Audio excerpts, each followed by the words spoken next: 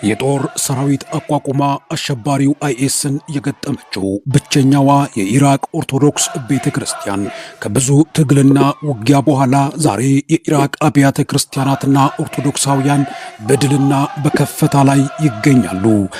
የኢራቅ ኦርቶዶክሳውያን ክርስቲያኖች ላይ የህልውና አደጋ ይዞ የመጣው ይህ አሸባሪው አይኤስ ቤተ ክርስቲያኒቱ የልጆቿን ጥቃትና ግድያን ለመከላከልና ለማስቆም ሁሌ ከማልቀስና እንደ ኢትዮጵያ ኦርቶዶክስ ሲኖዶስ መግለጫና ስሞታን ከማቅረብ ይልቅ የመፍትሄ አካል ይሆናል እያለችውን ራስን በራስ የመከላከል ዝግጅት በማድረግ የኢራቅ ኦርቶዶክስ ቤተ ክርስቲያን ልጆቿን አሰልጥናና አስታጥቃ የመጣውን አደጋ ለመቀልበስና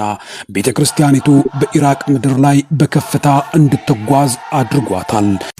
ሁሌ ሞትና ግድያን እንደ ኢትዮጵያውያን ኦርቶዶክስ ክርስቲያኖች መሸከምና መቀበልን አሜን ማለትን ያልወደዱት እነዚህ ጥቂቶቹ የኢራቅ ኦርቶዶክስ ክርስቲያኖች በተደራጀና በተናበበ መዋቅራዊ ጥቃት እየደረሰባቸው ያለውን ጥቃት ለመመለስና ለመመከት የመጣውን ኃይል እሾህን በሾህ እንደሚሉት ቃል የኢራቅ ክርስቲያኖች ጎልያድን ሊገጥሙ የዳዊትን ወንጭፍ ይዘው በአይኤስ ፊት ቆመው ይገኛሉ። ሰላም ውድ የንጋት ኮከብ ሚዲያ ቤተሰቦች፣ በዛሬው ዝግጅቴ በኢራቅ የሚገኙ ኦርቶዶክሳውያን ክርስቲያኖችና ቤተ ክርስቲያኒቱ በአሸባሪው አይኤስ እየደረሰባቸው ያለውን መከራና ጥቃትን ለመመከትና ለመመለስ እንደ ኢትዮጵያውያን መግለጫና ስሞታን ከማቅረብ ይልቅ የመጣውን ይህን የታጠቀን ኃይል ለመመለስና ክርስቲያኖችን ለመታደግ የኢራቅ ክርስቲያኖችና አብያተ ክርስቲያናት እያደረጉትን ወታደራዊ ተጋድሎን በተመለከተ በዛሬው ዝግጅት መረጃ ይዤላችሁ ቀርብ ያለው። ለዚህ ቻናል አዲስ የሆናችሁ ቤተሰቦች ሰብስክራይብ እና ላይክ በማድረግ ቤተሰብ ወዳጅ እንድትሆኑ የሚጋብዝ ዓለም አቀፍ ሚዲያ በኢራቅ ውስጥ ክርስቲያኖችን ኢላማ አድርጎ እየመጣ ያለውን አሸባሪው አይኤስን ለመከላከልና ለመግጠም የኢራቅ ኦርቶዶክሳውያን ክርስቲያኖች የባቢሎን ብርጌድ የተሰኘ የጦር ሰራዊት አቋቁመው ወታደራዊ ስልጠናና ዝግጅት ሲያደርጉ ለዓለም ሕዝብ የተሰራጨ ዜና ነው።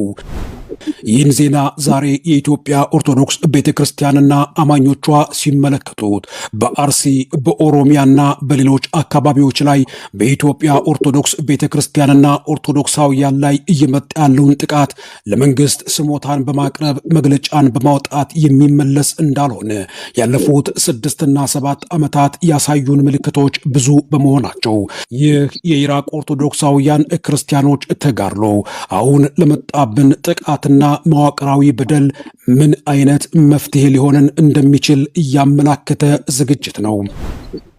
በአረቡ ዓለም በኢራቅ ምድር ካለው አጠቃላይ ህዝብ ከ1.5 ሚሊዮን የማይዘልቅ ቁጥር ያላቸው የኢራቅ ክርስቲያኖች በእምነታቸውና ኢየሱስ ክርስቶስን አምላክ አድርገው በማመናቸው ከሳዳም ሁሴን መውደቅ ጀምሮ እየደረሰባቸው ያለው መከራና ስቃይ እየተለመደ ቢሆንም ከቅርብ ዓመታት ወዲህ ግን እንደ አይኤስ ያሉ ጽንፈኛ ቡድኖች በክርስቲያኖች ላይ ይዞ የመጣው ስጋት እጅግ ከባድና አስጊ በመሆኑ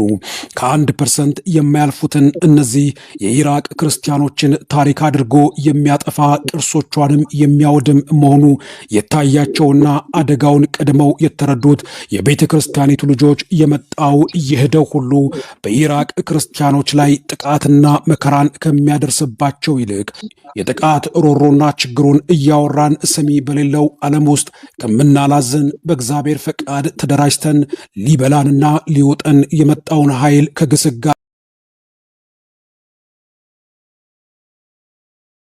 የመጣውን ኃይል ከግስጋሴው መግታት ይኖርብናል በማለት በሰሜናዊቷ የኢራቅ ከተማ ሞሱል ውስጥ መነሻውን እያደረገ የኦርቶዶክሳውያን የጦር ሰራዊት አቋቁመው በተጠንቀቅ ላይ ይገኛሉ። ይህ የጦር ሰራዊት ስሙ የባቢሎን ብርጌድ የተሰኘ የጦር እዝ ከተራ አማኝ ክርስቲያኖች ጀምሮ በኢራቅ ውስጥና በሶሪያ እንዲሁም ከኩርዶች የተሰባሰቡ ከፍተኛ ወታደራዊ ማዕረግ ያላቸው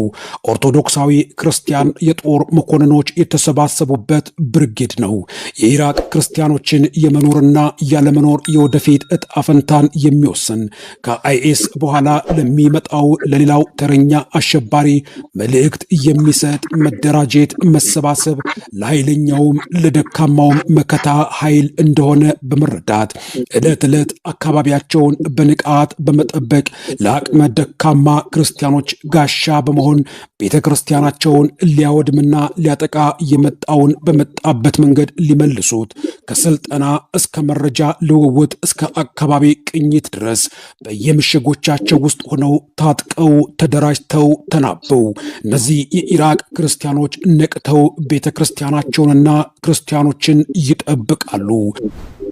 የኢራቅ ኦርቶዶክስ ክርስቲያን ወታደሮች ይህን ዕለት ዕለት የሚያደርጉት ተግባራቸው አንድም ሀገራቸውን ከመፍረስ ሁለትም ደግሞ በቤተ ክርስቲያናቸውና በኦርቶዶክሳውያን ላይ እየመጣ ያለውን ግድያና ጥቃትን ለማስቆም ወታደራዊ ዝግጅት በቀር ሌላ በምድር ላይ መፍትሄ እንደሌለ በመረዳታቸው ራሳቸውን ለመከላከል እንዲህ ያለ ለኢትዮጵያ ኦርቶዶክሳውያን ክርስቲያኖች ትምህርት የሚሆን ወታደራዊ ዝግጅትና ስልጠናን እያደረጉ ይገኛሉ። እነዚህ የኢራቅ ክርስቲያኖች ትንሽ ናቸው፣ ቁጥራቸው አናሳ ነው ብሎ እየናቃቸው በአይኑም ደግሞ አይቶ መዝኖ እየጣላቸው አሁን ካልተደራጀው አብዛኛው የኢራቅ ሕዝብ አይኤስ መጣ ብሎ በድንጋጤ በርግጎ ከተበተነው ብዙ የሀገሬው ሰው በላይ የተደራጁት፣ የተዘጋጁት፣ የተናበቡት ጥቂቶቹ ክርስቲያኖች ቀድመው በመደራጀታቸው በአብዛኛው የኢራቅ ሕዝብ ላይ የመዋቅርም የስነ ልቦናም የዝግጅትም ብልጫና የመፈራት ግርማ ሞገስ ተላብሰዋል። የኢራቅ ክርስቲያኖች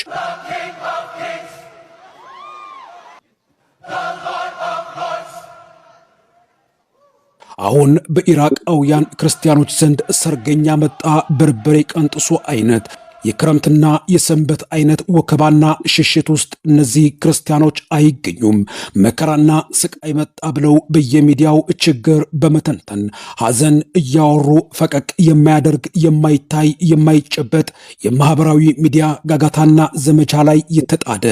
እርስ በርሱ እየተወነጃጀለ እየተወቃቀሰ የቤተ ክርስቲያኒቱን መዋቅር የሚፈታተን አንድም ክርስቲያን የለም። ልክ እንደ ኢትዮጵያውያን ክርስቲያኖች ሲኖዶስ ጠቅላይ ቤተ ክህነት በተሰበሰበ ቁጥር መሬት የማይወርድ ክርስቲያኖችን የማይታደግ ቤተ ክርስቲያናችንን ከጥቃትና ከፈተና የማይከላከል መግለጫና መልእክት በማስተላለፍ ብቻ የኢራቅ ኦርቶዶክስ ቤተ ክርስቲያን አልተገታችም። ከዚያ እያለፈ ከዚያ የተሻገረ መከራን መስማት ጥቃትን ማድመጥ ደግሞ ዕለት ዕለት ተግባራችን እንዳይሆን ይህን ማስቆም አለብን። የመጣውም ኃይል በእግዚአብሔር ቃልና በፍቅር የሚሰበክ ባለመሆኑ ኃይል የሚገዛው ስለሆነ ይህን ኃይል ለመፋለምና ለመግጠም ታላቁን የተባለው የዋህብያና የጽንፈኞች ስብስብ ያለበትን አይኤስን ሊገጥሙና ሊፋለሙ የዳዊትን ወንጭፍ ይዘው የተነሱት እንደ ብላቴናው ዳዊት አይን የማይሞሉት እነዚህ የኢራቅ ክርስቲያኖች ጎልያድን ገጥመው ቤተ ክርስቲያናቸውን አስከብረው የክርስቲያኖችን መከራና ስቃይ ሊያስቆሙ ችለዋል። Most of them Shia from the south who've never visited a Christian town before. የኢራቅ ኦርቶዶክሳውያን ክርስቲያኖች ለመጣባቸው የህልውና አደጋና የቤተ ክርስቲያንን አገልግሎት ለሚገታ ከባድ ችግር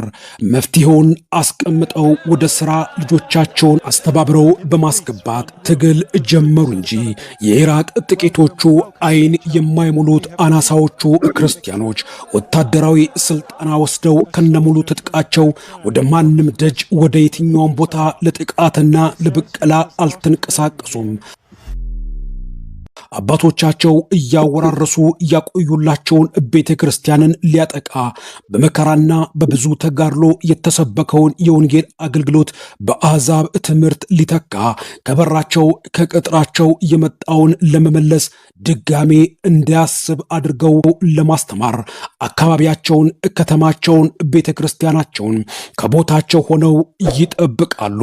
እነዚህ የኢራቅ ኦርቶዶክስ ክርስቲያኖች እንደ ኢትዮጵያውያን ክርስቲያኖች ቁጥራቸው ከሀገሪቱ ሕዝብ በላይ ግማሽ በላይ የሚሆኑ አይደሉም። ጥቂቶቹ የኢራቅ ክርስቲያኖች በብዙ ኃይልና በሚያስፈራ የጦር መሳሪያ ጋጋታ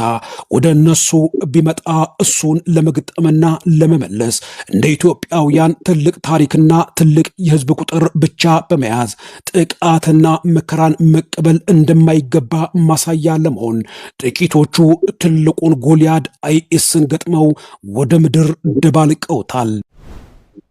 ይህ በብዙ ቁጥርና ኃይል ተደራጅቶ የኢራቅ ክርስቲያኖችን ራስን የመከላከል ዝግጅት በጉልህ መጣ እንጂ ዛሬ ላይ በየቤተ ክርስቲያኑ የሰለጠነ ዘበኛ ወይም ጥበቃ የምንላቸው ኃይሎች የጦር መሳሪያ ተሰጥቷቸው የጥበቃ ማማ ተሰርቶላቸው በየአጥቢያ ቤተ ክርስቲያኑ ውስጥ የተቀጠሩ ለጥበቃ እንጂ ለደፈጣ ውጊያ እንዳልሆነ ግልጽ ምስክር ነው። የኢራቅ ክርስቲያኖችም የታጠቁት እየሰለጠኑት ከወታደራዊ ቅርጽ ቁጥር ባለፈ የመዋጋት ሳይሆን የመከላከል ዓላማን አንግበው ነው። የኢራቅ ኦርቶዶክስ ክርስቲያኖች የወሰዱት ወታደራዊ ዝግጅትና የመፍትሄ መንገድ በብዙዎች ዘንድ መነጋገሪያ መወያያ ከመሆን አልፎ በዓለም አቀፍ ሚዲያዎች ጭምር የፊት ገጽ ሽፋንና የዜና ዘገባ እስከ መሆን የደረሰ ተጋድሎ እንዳደረጉ የችግሩን አሳሳቢነትና ክብደት ተረድተው በሚዛናዊነት ለጉዳዩ የዜና ሽፋን የሰሩት ሚዲያዎች ሌሎችንም ያነቃና ያደራጀም ስራ ሰርተዋል። አይኤስ የተባለው ቡድን በደረሰባቸው አካባቢዎች እያደረሳቸው ውድመትና የክርስቲያኖች ሞት ቀላል የሚባል አልነበርም። የብዙ ክርስቲያን ቤቶች ሀብትና ንብረታቸውን ሲያወድም፣ በአንዳንድ አብያተ ክርስቲያናት ደግሞ ቅርሶችን ከማጥፋት እስከ ማቃጠል እንዲሁም የክርስትና ምልክት የሆኑ ነገሮችን በማጥፋት ብዙ ጉዳት ማድረሱ ዛሬ ላይ ላሉ የባቢሎን ብርጌድ ወታደራዊ ክንፍ መመስረት ምክንያት ሊሆን ችሏል። ይህ ጥቃት፣ ይህ መከራና መገፋት ዛሬ በኢትዮጵያ ውስጥ ዕለት ዕለት የአብያተ ክርስቲያናት መቃጠል፣ የክርስቲያኖች መገደል የተለማመድ ነው ቢሆንም አሁንም ጥቃቱና መከራው ከመግለጫ ያለፈ በመሆኑ ይህ በጽንፈኝነትና በዋህብያነት የተጠመቀው እንዲህ ባለ ግጥሚያና ፍልሚያ ካልሆነ በቀር ወንጌል በመስበክ በፍቅር ቃል የሚመለስ ባለመሆኑ ይህን ጥቃትና የክርስቲያኖችን ሞት ለመቀልበስና ለማስቆም ኦርቶዶክሳውያን ክርስቲያኖች ከባቢሎን ብርጌድ ከኢራቅ ኦርቶዶክሳውያን ምን መማር እንዳለባቸው በኮሜንት መስጫ ላይ ማስቀመጥ ትችላላችሁ። በእነዚህ የኢራቅ ክርስቲያን ወታደሮች ብርቱ ጥረትና ትግል ከጥፋት የሸሸው ወደ ኋላ ሸሽቶ የያዛቸውን ከተሞች ለቆ ያፈገፈገው አሸባሪው አይኤስ እየተበታተነ ሲወጣ በመደራጀታቸውና በጥንካሬያቸው የመጣባቸውን መከራ የቀለበሱት ክርስቲያኖች ወደ ከተሞቻቸው በመመለሳቸው ውስጥ ገብተው በውድመቱ እያዘኑ ምስጋናና ጸሎት አቅርበዋል። የቤተ ክርስቲያናቸውን የጉልላቱን መስቀል እንደገና በክብር ሊተክሉትም ችለዋል። የኢራቅ ክርስቲያኖች ከድህረ ጦርነት በኋላ ሁሌ ከሚያከናውኗቸው መንፈሳዊ ተግባራት ውስጥ እጅግ ስማቸው ገኖ እንደ ኢትዮጵያውያን የጥምቀት በዓል አከባበር ሁሌ በታላቅ ድምቀት በአደባባይ የሚያከብሩትን የበዓለ ሆሳዕናን የበዓል ቀንን በተለመደው የአከባበር ስርዓት ከተማው እስኪጨናነቅ ጎዳናው ሞልቶ እስኪጠባቸው ድረስ ሆሳዕና በአርያም በጌታ ስም የሚመጣ የተባረከ ነው እያሉ እንደ ጥንቱ ዘመን ማክበራቸው ይጠፋሉ፣ ይበተናሉ ያላቸውን ሁሉ ያስደመሙ ያስደነገጡ ትንግርተኛ ክርስቲያኖች ናቸው። ኢራቃውያን በዚህ የሆሳዕና በዓል ሁሉም የሀገሩን የባህል ልብስ ለብሶ አምሮና ተውቦ የዘንባባ ዝንጣፊ ይዘው ቅዱሳን ስዕላትን ተሸክመው የጌታን ታላቅነትና ክብር እያወጁ በዝማሬ በእልልታ በሆሳዕና ዕለት የኢየሩሳሌም ሕዝብ እንዳቀረበው አይነት ምስጋና ባቢሎን እስክትናወጥ ድረስ ምስጋና ያቀርባሉ። ቤተ ክርስቲያናቸውንና ክርስቲያኖችን ከአይኤስ የታደገ ጦር በመፍጠራቸው ዛሬ ኢራቃውያን ክርስቲያኖች ወደ ቦታቸው ወደ ክብራቸው ተመልሰው አብያተ ክርስቲያናቸውንም እያደሱ እየጠገኑ ተሰደው የወጡትንም ክርስቲያኖችን ወደ ነበሩበት ጥንተ ሕይወት እንዲመለሱ በማድረግ እነዚህ የኢራቅ ክርስቲያኖች እያደረጉት ተጋድሎ እስከ 2025 እንደ ፈረንጆች አቆጣጠር የዓለም የዜና ሽፋንን የተቆጣጠረ ገድል ሆኖ አልፏል። አሁን በዚህ በያዝነው የፈረንጆቹ 2025 ዓመተ ምህረት ኢራቃውያን ወደ ቦታቸው ወደ ሀገራቸው ተመልሰው ትጥቃቸውን ታቸውን ቤተ ክርስቲያናቸውን እያገለግሉ እየታዘዙ ወደ ቀደመ መንፈሳዊ ሕይወታቸው እንደተመለሱ ስንሰማ እኛ ኢትዮጵያውያን ክርስቲያኖች ብዙ ሆነን እጅግ የገዘፈ ታሪክና ስም አጠራራችንም የከበደ ሆኖ ሳለ በጥቂቶችና ጽንፈኞች የሚመጣብን መከራ፣ ጥቃትና ግድያን ሁሌ የለመድነው ዜና ሆኖ መቀጠሉ አሁንም በቅዱስ ሲኖዶስም ሆነ በጠቅላይ ቤተ ክህነት ቤተ ክርስቲያናችን ሁለንተናዊ መዋቅር ያሉት አባቶች መግለጫ አውጥተው ከማንበብ በቀር ቤተ ክርስቲያናችንንም ከቃጥሎና ከውድመት የታደገ መሬት የወረደ ሥራ መሰራት አልቻለም። ለዚህ ሁሉ መፍትሄው ቤተ ክርስቲያናችን የመጣባትንና የተገዳደራትን ጎልያድን በተገዳደርከው በሕያው እግዚአብሔር ስም እመጣብሃለሁ በማለት እንደ ኢራቅ ክርስቲያኖች ራሳችንን ካልታደግን በቀር ዛሬ ኢትዮጵያውያን ክርስቲያኖች ቱርክ የሰለመችበት የታሪክ ክስተት በዘመናችን መደገሙ የማይቀር ሐቅ ነው። ውድ የንጋት ኮያ ወደ እናንተ እስክመጣ ድረስ ለዚህ ቻናል አዲስ የሆናችሁ ሰብስክራይብ በማድረግ